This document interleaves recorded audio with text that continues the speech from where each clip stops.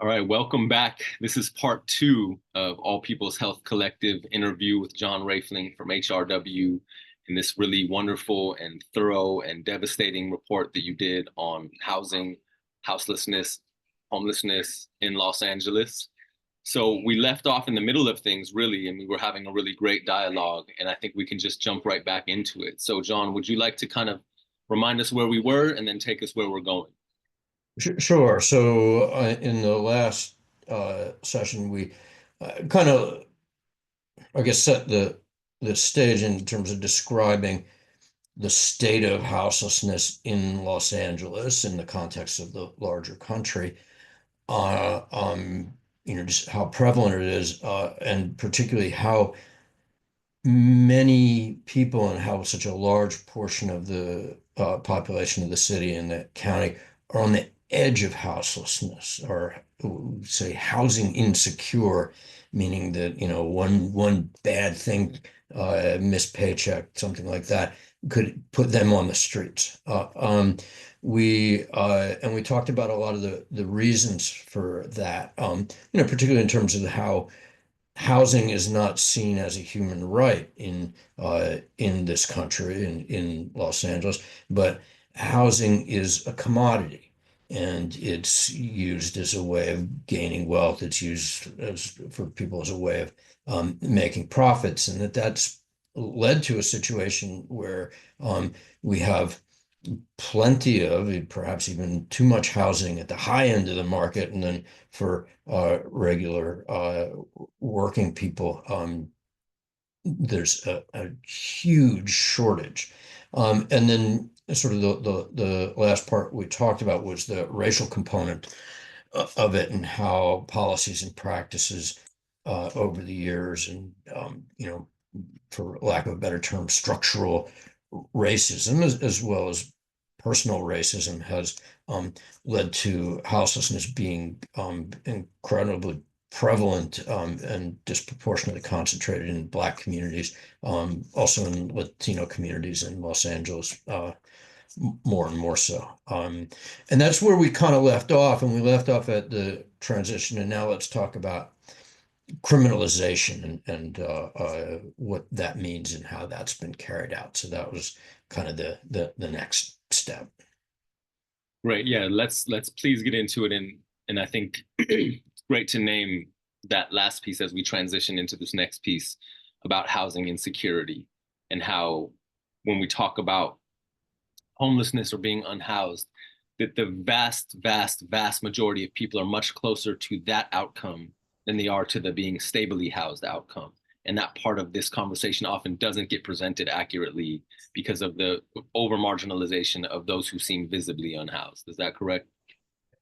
Yeah, I mean, people don't realize how on the edge of being on the streets so many people are. Being on the streets, like first maybe it's, doubling up in a friend's house, couch surfing, etc. But how close to houselessness people are. And certainly with the fires, a lot of people saw, oh wow, this can happen quite quickly. That everything is gone, and I'm out on the streets, and or depending on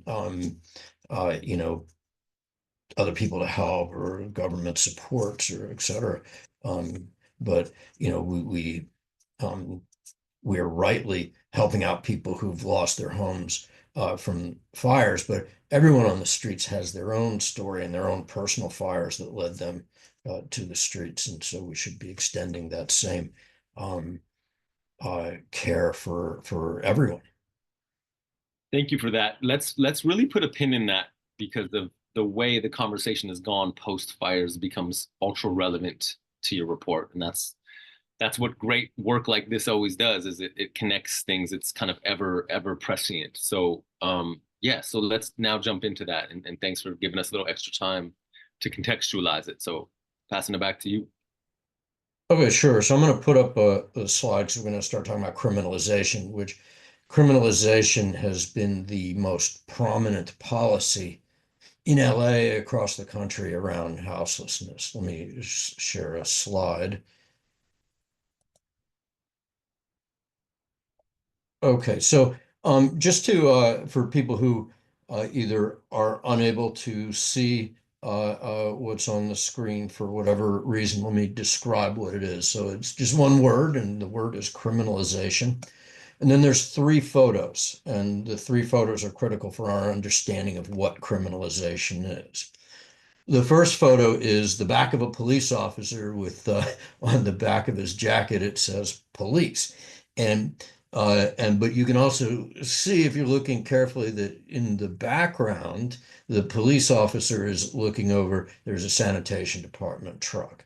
Um, so criminalization is often associated with, and for obvious reasons, with policing, right? The police officers, the police department are generally sort of the first and most sort of obvious part of um, criminalization, and criminalization meaning enforcing laws against unhoused people. That enforcement is really about the fact that they are living on the streets and are unhoused. And I'm going to get much more into the details of that later. I'm just a bit of an overview, including enforcing laws that are specifically targeted, for example, sitting in a public space.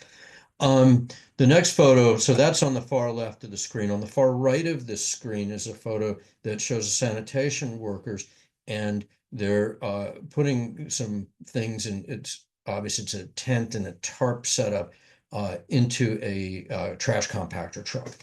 And that's when I started doing the research for the report, I found that the actual most prevalent way of criminalization was not through the ticketing and arrest by LAPD, but through the destruction by the sanitation department, where they come to encampments or come to where unhoused people live and just simply take their stuff and destroy it. Take their tents, their mattresses, their chairs, their clothing, their paperwork, their personal items, their family photographs, their medication, and throw them away. The police are always right there, ready to arrest or cite or use violence against whoever is might say, "Hey, don't throw away my stuff," and actually take steps to prevent it. Um, so it's all part of criminalizing, right? You are not allowed to have your stuff in public space. Um, the third photo, the one in the middle, shows uh, uh, a group of people with LASA on their back of their shirts. LASA is the Los Angeles Homeless Services Authority. And they're standing over a tent in an encampment. Now, this picture was taken in MacArthur Park when they were essentially sweeping the encampments out of MacArthur Park. They put a big fence around the place. And LASA, which is a services sector, and they do a lot of good things. When they have housing available, they help people get into housing. Um, they participate in this sweep. And so we'll talk, and the report talks at length about how even the service sector, which has in its guiding principles that they shouldn't be involved in criminalization, they shouldn't be involved in um, these sanitation sweeps, and yet they are. And they give it a veneer, a public appearance of, oh, we're helping people, right? See, we've got the outreach workers from LASA there who are handing out bottles of water and putting people on lists to get into housing. And that allows the politicians who drive these criminalization policies to say, oh, look, we're providing care for people. See, we have LASA out there. And we'll get much more into detail with that, I think, as the conversation goes on. So that's what's on the slide, just as an introduction to criminalization, and then the report then talks about the specifics of each type. So I'm going to pull this the slide down. Great. Thank you. I think I know there's more to come on this, but one of the things that is so frustrating and so often left out of how we talk about the housing crisis is the impacts of criminalization generationally. in a city like Los Angeles, which is close to, I'll say, essentially unlivable for a newly working person. It's become one of these cities where the only folks able to live there with any kind of stability either have a lot of generational wealth or were grandfathered in, grandparents' house, so on and so forth.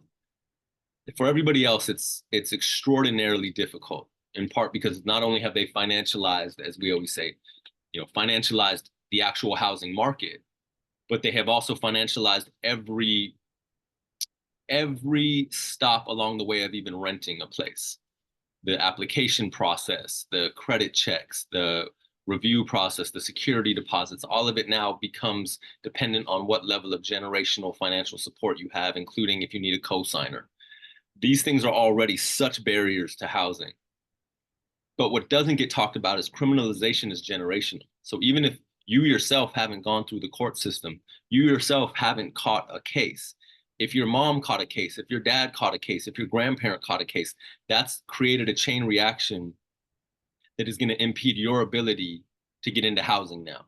Because now you don't have that cosigner. Now you don't have that grandma's house, so on and so forth. And all it takes is one conviction. Sometimes it just takes a short time in jail for someone to lose their job. And criminalization is an actual consistent systemic attack on people's livelihoods, especially generationally. So that's a part of this dialogue that when we're constantly being fed the kind of post person on the street conversation, oh, why is the person homeless? And as you mentioned in the beginning, there's this very disingenuous and false narrative that all has to do with personal decisions. It has to do with addiction. It has to do with mental health. Like we say over and over again, addiction and mental health exist in every community in the country. Mental health issues, I should say, they exist from the most wealthy communities to the most underserved communities have issues around addiction and mental health. It's access to housing, and then that gets named as well. That is, yes, we're acknowledging that's a poverty issue. What needs to be acknowledged is what needs to be acknowledged is that one of the biggest, if not the biggest, contributing factors to generational poverty is family members going through the court system, and that's criminalization. Yeah, that's no doubt about it. I mean, we document even someone who doesn't even get prosecuted, right? They get arrested for some low-level crime, related to being on the streets or not. They might be held in custody for several days, miss work, lose a job, be unable to pay rent, right? It's all the criminalization in general contributes greatly to the fact that people are out on the streets where they're exposed to more criminalization, right? You have a criminal record, you're less likely to be able to get a job, which means you're less able to compete in the already difficult housing market. Yeah, Thank you. all critical points. Take us into the next one. All right, so let me put up the next slide.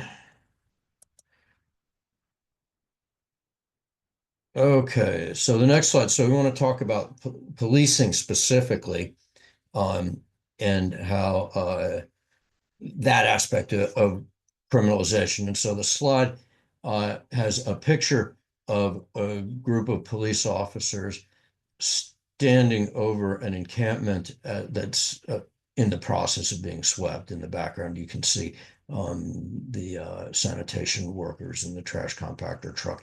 But the police are standing guard there, hands on their guns, which is typical. um, and and then there's a few data points that are on the slide that I'll get into as we go. So I'm going to take this slide down. Okay. So when I first started doing the research for this report, well, let's say I had a fair amount of background, having been a criminal defense lawyer in the sort of prosecution of unhoused people, the ticketing and arresting of unhoused people for one, crimes that are specifically targeting homelessness, right? So in Los Angeles, there are a couple of laws, a handful of laws that specifically target people who are living on the streets or living in their cars or staying in the parks. And the most prominent two are Section 4118, and don't worry about remembering the numbers, and Section 5611. So 4118 used to say no one can sit, lie, sleep, be, exist in public space, on a roadway, on a sidewalk, in an alley, basically in any public space. Which, right, well, you can't sit on the sidewalk. And so I said, well, my kid and I go to the pizza joint and get a slice and go sit on the sidewalk and eat that pizza. We're not going to get bothered by the police, right?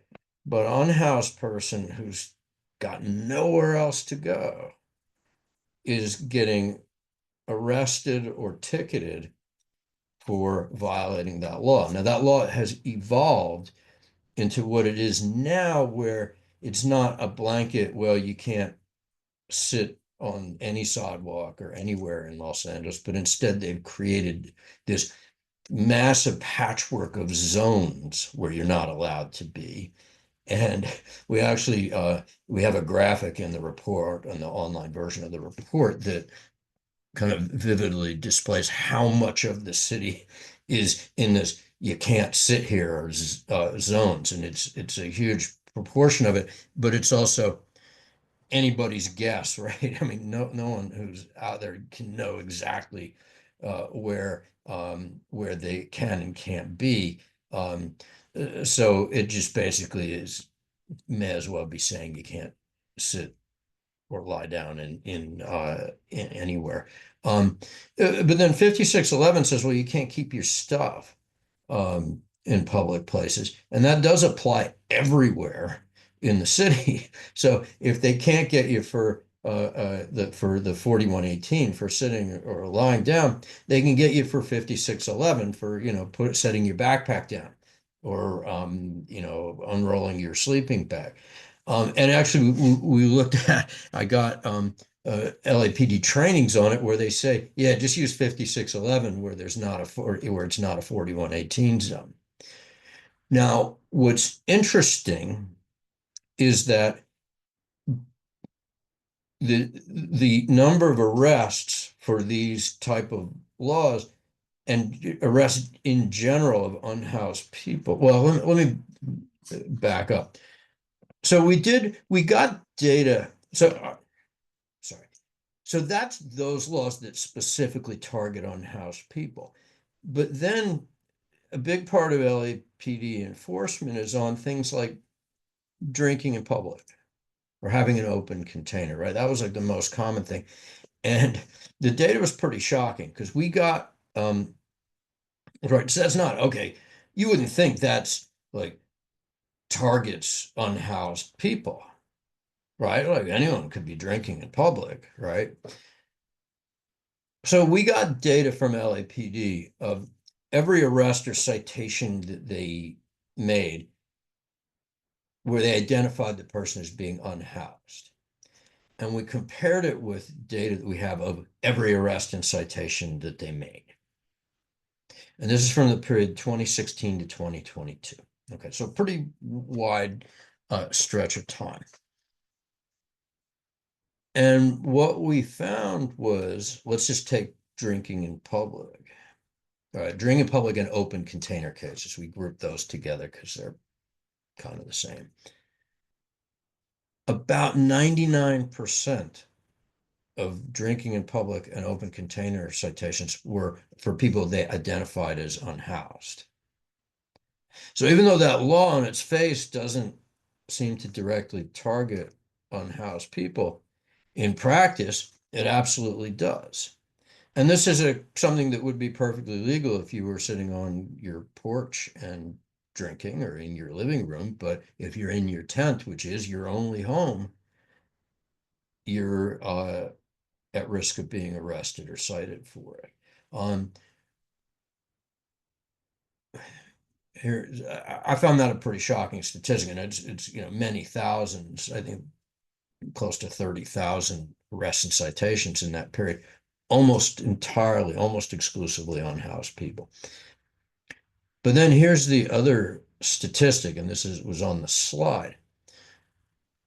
All arrests, not just that charge, all arrests and citations combined, 38%, right? Almost two out of every five were of unhoused people. I'm going to repeat that data point because it took a while to sink in for me. Almost 40% of all arrests and citations made by LAPD in this 6-year stretch were of unhoused people, right? Unhoused people make up about 1% of the population.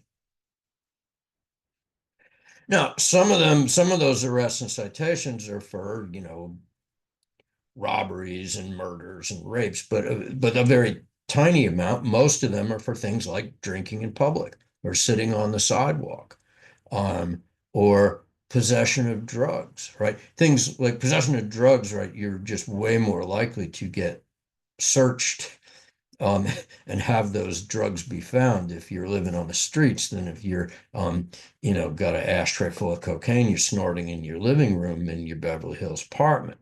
Um, so uh, almost 40%, right? And what does that say about policing?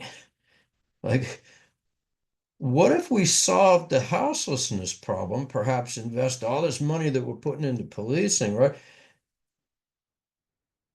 into getting people housed and keeping people housed, right?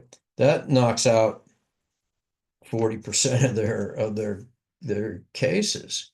Um, we found of infractions, almost all of them, almost all infractions by LAPD. Infractions are low-level offenses that don't and the penalty is a fine, or let's say the short-term penalty is a fine, right? A monetary punishment, like a ticket. LAPD from the data that they gave us, 99% of infractions were for unhoused people. In other words, they're using the low-level laws almost exclusively against unhoused people. Tell me that's not criminalizing the status of being homeless, right? That's what they're that's what they're doing. And we asked them, we said, hey man, like these numbers are pretty shocking. Um, are we missing something? We asked the LAPD people, and the LAPD people, even though they gave us the data, they said, well, we couldn't make a comment on that because we don't know, we don't know what data you're looking at. I said, well, we're looking at the data you gave us, and here, I'm giving it back to you. Here it is. And they never responded, which is typical of them. Um, so there's a huge amount of LAPD resources, police resources, and I'm sure that this holds up in other cities outside of Los Angeles that are being devoted to addressing unhoused people. And by addressing them, I mean ticketing them and arresting them and basically making their lives more difficult. Um, anyway, I'll stop there. And It's a really great illustration of not only how cruel and lazy and sadistic policing was and is. And certainly we know it's nothing new. We've all of us spent our whole lives in Los Angeles, and I'm sure everywhere else, seeing people who are on the street being harassed by police and poverty being criminalized, is as American as apple pie, as they would say. However, the scale of housing instability having grown so much, especially in the kind of post-finance world of housing creates this articulation of this thing we've always witnessed in these terms that to me I think do become shocking because it exposes, although something we've probably always known, it exposes the scale and the political will to create something that's not only cruel, but so incredibly inefficient and so incredibly wasteful that there's no defense of it from any political prism. You can say, you can analyze it from the right, you can analyze it from the left. In any point of view you're taking, it's a massive failure. And what's so unfortunate for all of us is that now it's having very serious impacts at every level of governance, where the city of Los Angeles and the county of Los Angeles are entering into dire, dire financial constraints, budget issues, and the deterioration of what was already a very corrupt jurisdiction. There's going to be thousands probably of layoffs at the city level of city jobs, an impending hiring freeze at the county level with layoffs probably coming there. And there's pretty much one reason for that. And the reason is policing. From the cops to the sheriffs to probation, all of our money gets wasted. And it is our money. And one of the inefficiencies that continues to get exposed is how much money, like you said, is actually spent on this policing. And then let's add another layer to it, because you keep mentioning it, which is the deputization of sanitation. So when we look at our budget graphs, we see police, we see probation, we see sheriffs, we see all these kind of versions of iterations of law enforcement, but then we see sanitation. And when I hear sanitation, I think of the garbage man. But when we're talking about sanitation, we're talking about now an almost kind of adjacent police force, one could argue with even less due process. And you asked me in part one about, what do I witness on Skid Row working there with LA Can? And one example I'll give, one of the times we were kind of doing defense against the sweeps a few months ago, encountered a young family living on the street. And sanitation had just taken all their things and thrown it away. And they told me this is the 5th time we've been forced to move this week. And by move, it's from one part of the street to another part of the street. There was not housing offered. And these things are just such a mess. And I'm glad we're kind of concentrating this part of the conversation right now on how the driving force of all of this is criminalization. It is not addiction. It is not mental health issues. It is criminalization. In my opinion, the system of criminalization from the front door, which one could say is first police contact, first court contact, to the back door, which is probation and other forms of, post-release surveillance, if you will. All of that is the main driver of the housing crisis when it comes to that generational inability to have stable housing, especially in expensive cities. I'm probably being reductive, but does that sound about right? Yeah, I mean, and two things. One, you talked about the cruelty of it, and two words struck me: cruelty and harassment.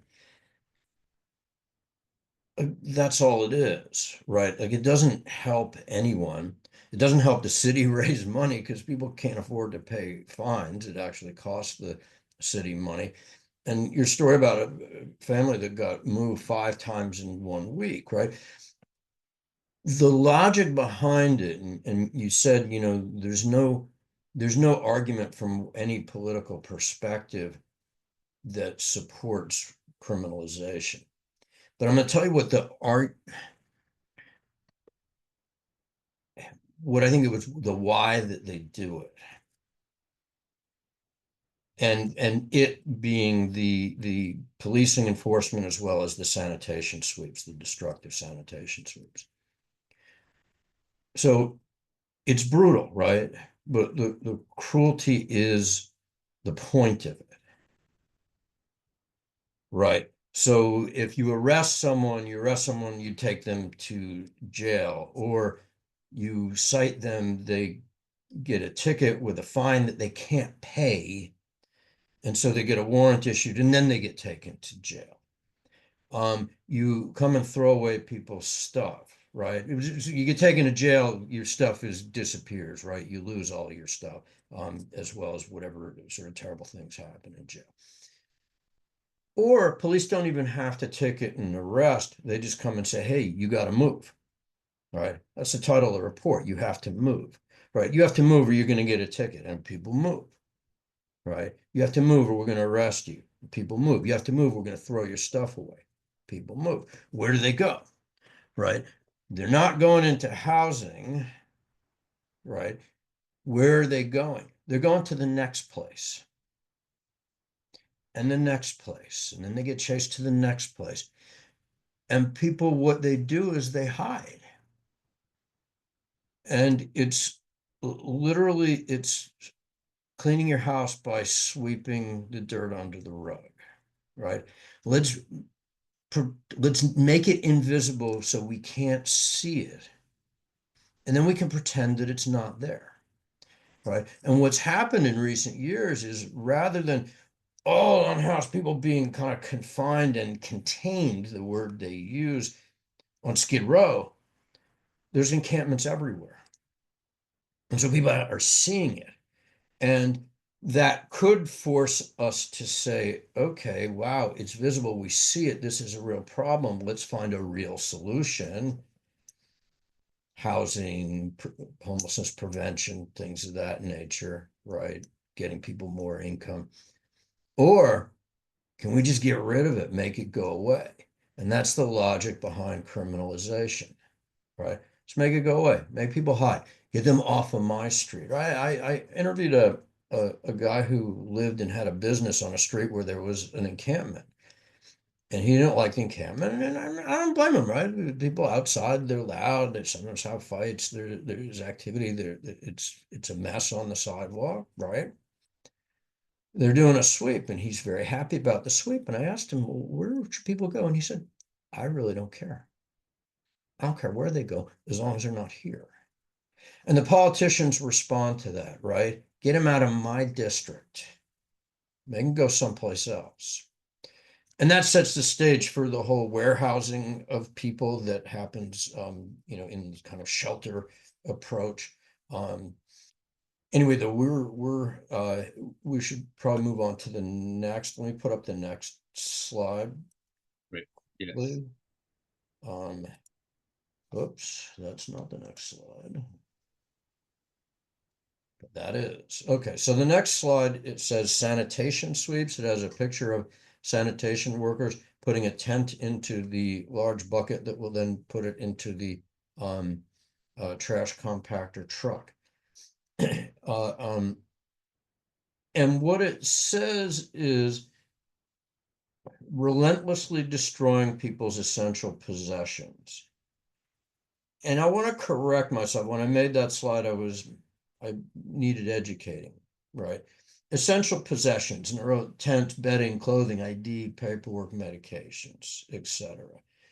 And we had an event where we were presenting the report at LA Can back in August, and we had a panel, and there was a guy who lives on the streets right near LA Can on Skid Row, and he was on the panel, and he said, what are you essential possessions? You don't get to judge whether they're essential possessions or not. They're my possessions, right? Whether you think they're essential or not is irrelevant. They're mine. And that's the crime of them coming and taking this stuff away, right?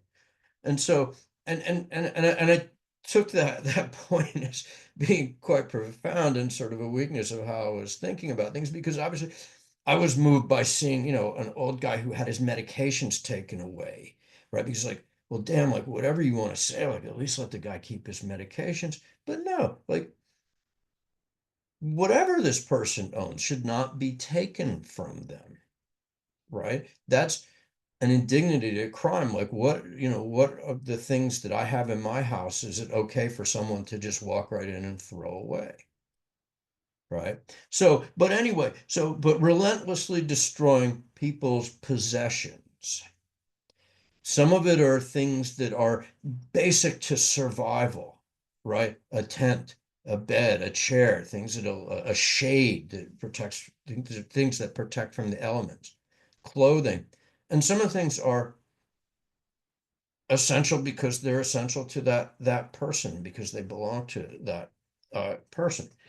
Um, we documented in from 2020 to 2022, they did 25,000 sweeps, right? Relentlessly. And interestingly, there's a court order. There's a court order that says that the city officials are only allowed to throw people's stuff away if it's evidence of a crime, if it's contaminated, or if it's hazardous, right? That's the law. That's what a court said that officials, the limitations of officials. And the court said everything else, you have to bag it and take it to a storage so that people can recollect their stuff. So in that period where they're doing 25,000 sweeps, they were bagging, not they were storing 72 bags per month, right? Hardly any, right? That is a tiny number considering how many hundreds of thousands of tons of things they're throwing away. And what the city is doing is saying, well, if there's some condensation on the tent, well, then it's contaminated. We have pictures, their own pictures, where they threw it. This guy, it was down in Venice. This guy had a very well orderly, well kept site, right, where he had a tent and his stuff, and it was all like very neat and clean. And there's a picture, it's in the report, where there's a little bit of bird shit on the tent, right? We're outdoors, right? There's gonna be a little bird shit, right? Just wipe it off, right? It's not contaminated, but they said, well, there's a little bit of bird shit, therefore it's contaminated, therefore we are throwing it away, which they did, right? This is lawlessness, right? This is saying, well, the courts have told us that we can't do this, but we're going to do it anyway. We're just going to make up these bogus excuses. And there's actually quotes from the sanitation lead saying, yeah, everything outdoors, it's, we can find a way to say that it's contaminated and justify throwing it away. Right. They could just come and do cleanups, right? They could come around and throw away the trash without taking away people's tents, right? They could have regularly scheduled. We come by at this period of time, so have your stuff set out here, have the garbage set out here, and we'll throw it away. They could do that, and they do that sometimes, and everyone appreciates it. But the sweeps are a different thing. The sweeps are about throwing away people's stuff, and just to further connect it to uh, uh, the police. The police are always there, or they're a quick phone call or radio call away, where they come to make sure that nobody interferes with the destruction that the sanitation department is doing. I mean, Yeah. You make such a, I mean, you're illustrating a point that I think is so important to the core of this, where the impulse of the state, and once something is of the state, the impulse of the state is always rooted in how to control people, and it's also a sadistic impulse. The state is often cruel, and it's interesting how you're talking about how one relates to their own personal property, and how you had this experience of having said essential and then realizing who am I to say what's essential and what's not. And it's so interesting because we all have our own opinions about what we like and what we don't like to have to see as far as our neighbors are concerned. you know and it's no different, in my opinion, than when somebody on your block redesigns their house in some ugly or distasteful way. Like, why all of a sudden does your house look like the Parthenon? What's up with these neo-Greco pillars in front of your house? And that's ugly, and now I don't like how it looks. And people have tensions and conflicts around aesthetics and what's pleasing, what feels messy to them, what feels blighted. And that's just like, that's a part of the human condition, is that neighbors have conflict with each other.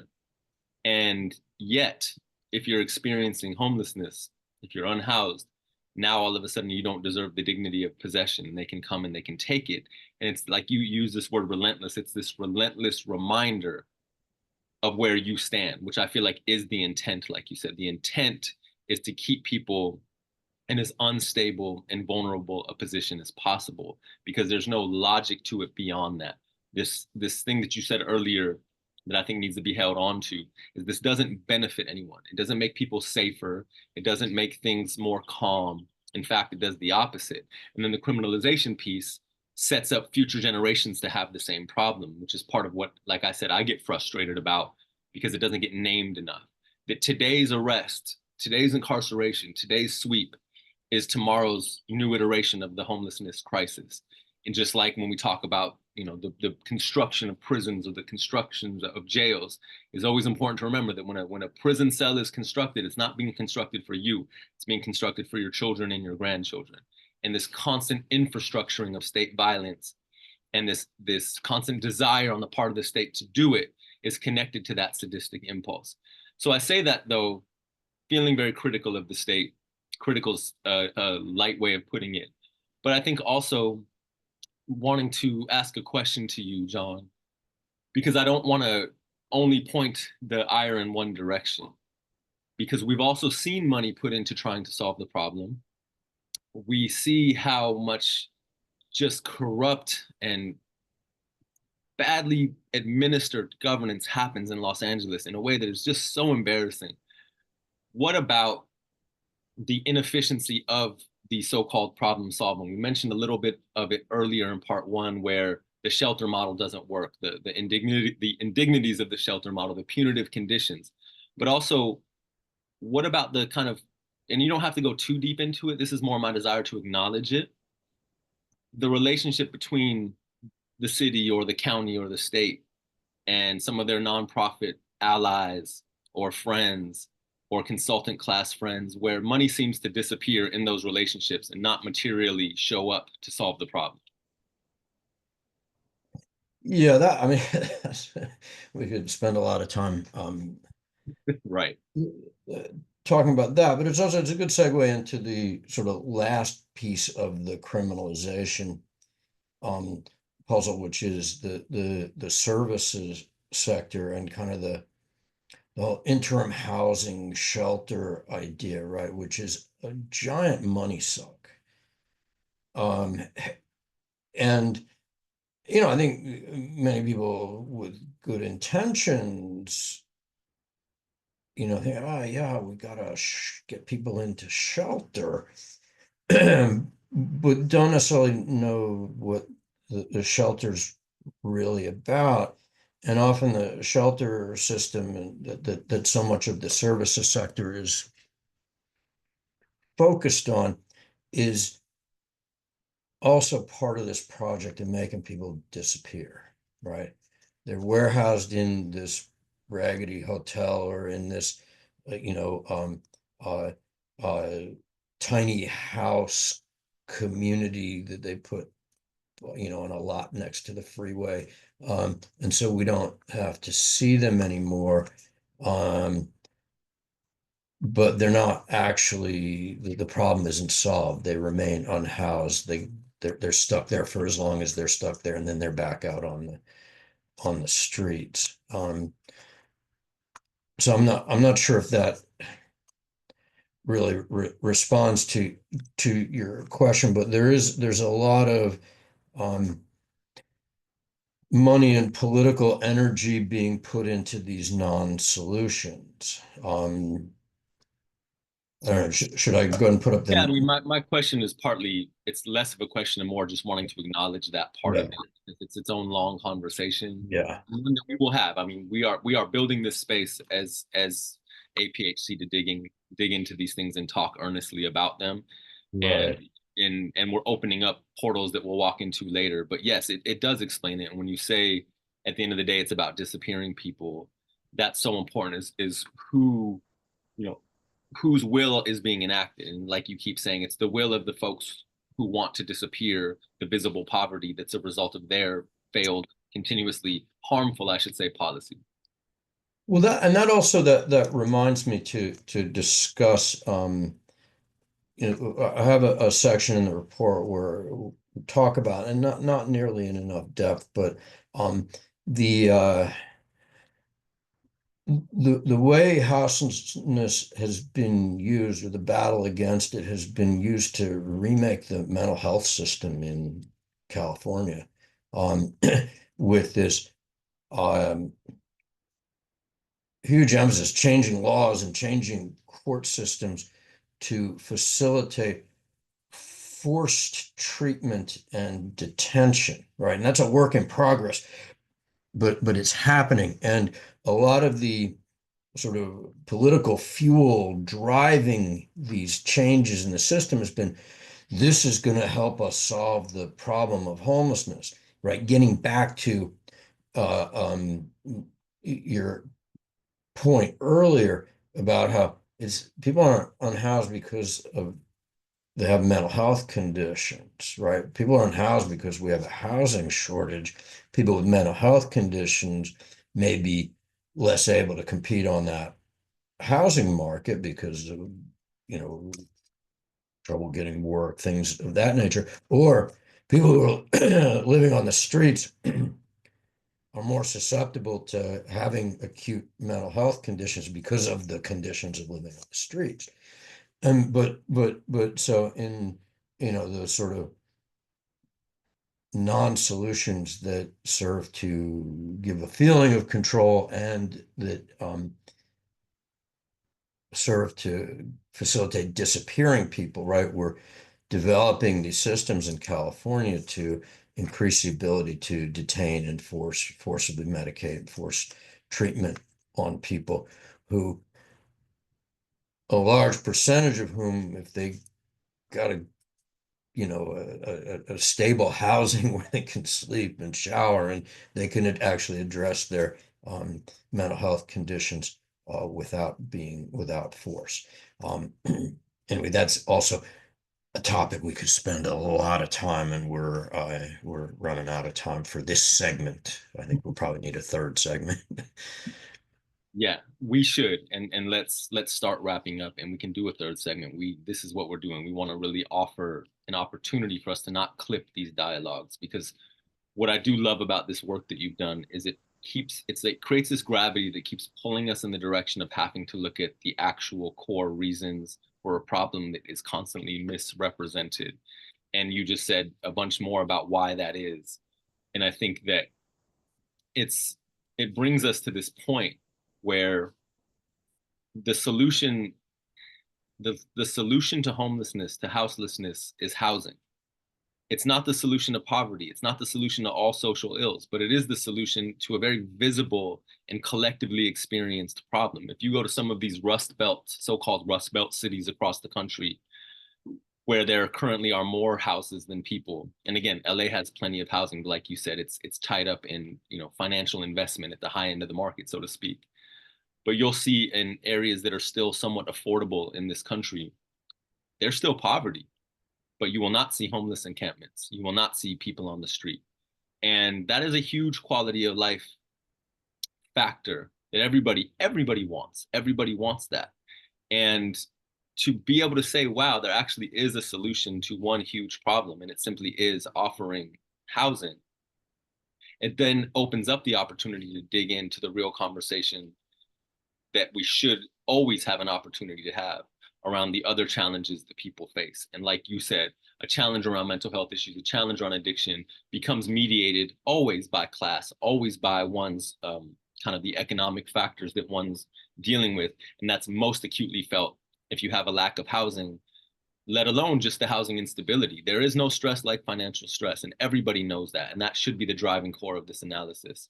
We are at time, and I know there's more to get to, and I'm totally good to do a part three and to just keep this dialogue going. I again feel like this report you've done is essential. It's the best thing that I've seen done on this issue, and it really, to me, should be the standard with which we approach this conversation from the point of view of this kind of structural analysis. So do you have anything else you want to add, John, before we kind of table this for the part three?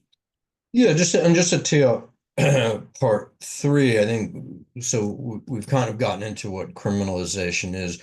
we didn't get to sort of the third piece, which is quite a complicated one, which is how the service sector and the shelter approach contribute to criminalization. And that I don't want to shortchange that discussion because it's very nuanced to understand, but it also fits in with, by contrast, how housing, in fact, is an effective solution, and talk about some of the efforts that have been made that have been successful, and some of the barriers to housing. And also really worth talking about, as the report does, the Inside Safe program, which is, has been Mayor Bass's signature initiative around houselessness, that is really just a continuation of the sort of sheltery warehousing, and